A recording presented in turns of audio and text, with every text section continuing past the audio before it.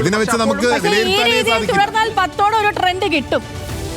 55 സീറ്റുകളിലേക്ക് NDAയുടെ seat നില ഉയരുകയാണ്. 55 സീറ്റുകളിലാണ്. അതായത് ഇത്തവണ ഭരണം നഷ്ടമാകുമെന്ന് വിചാരിച്ചെടുത്ത് നിന്ന് JDUവും BJPയും ചേർന്നുണ്ടാക്കിയ തന്ത്രപരമായ നീക്കങ്ങൾ കൊണ്ട് അവർ മുന്നേറുമോ? അല്ലെങ്കിൽ അവരുണ്ടാക്കിയ തന്ത്രങ്ങൾ എന്ന് പറയുന്നതിൽ ഒന്ന് 75 ലക്ഷം വരുന്ന സ്ത്രീ വോട്ടർമാരെ ലക്ഷ്യം വെച്ചുകൊണ്ടുള്ള 10,000 രൂപ വെച്ച് കൊടുക്കാനുള്ള അവരുടെ തീരുമാനമാണ്. സ്ത്രീ വോട്ടർമാർ ഒന്നടങ്കം വന്ന് JDUവിന് നിതീഷ് ചാച്ചായ്ക്ക് വോട്ട് ചെയ്തു എന്നുള്ളതാണ് നമുക്ക് മനസ്സിലാക്കാൻ കഴിയുന്നത്. അത്തരത്തിൽ വോട്ട് നില കൂടുകയാണ്. 55 സീറ്റുകളിൽ ഇപ്പോൾ BJPയും JDUവും നേതൃത്വം നൽകുന്ന NDA വന്നിരിക്കുന്നു. 29 സീറ്റ് എന്ന നിലയ്ക്ക് തന്നെ മഹാസഖ്യം അവിടെ നിൽക്കുന്നത്. 56 സീറ്റുകളിലേക്ക് അവരുടെ ലീഡ് നില ഉയരുന്നു എന്നുള്ളതാണ് ഈ ഘട്ടത്തിൽ നമുക്ക് മനസ്സിലാക്കാൻ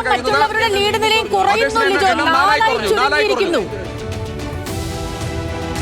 വലിയ തരത്തിലുള്ള 59, അതായത് 15 കഴിഞ്ഞ് മുന്നേറുന്നു എന്ന നിലയ്ക്കാണ്. പക്ഷെ അപ്പോൾ 29 നിൽക്കുകയാണ് മഹാസഖ്യത്തിന് ലീഡ് നില ഉയരുന്നില്ല. അത് 29 തന്നെ കുടുങ്ങിക്കിടക്കുകയാണ്. അല്ലെങ്കിൽ 30 താഴെ കുടുങ്ങിക്കിടക്കുമ്പോൾ NDAയുടെ 59 ആയിരിക്കുന്നു.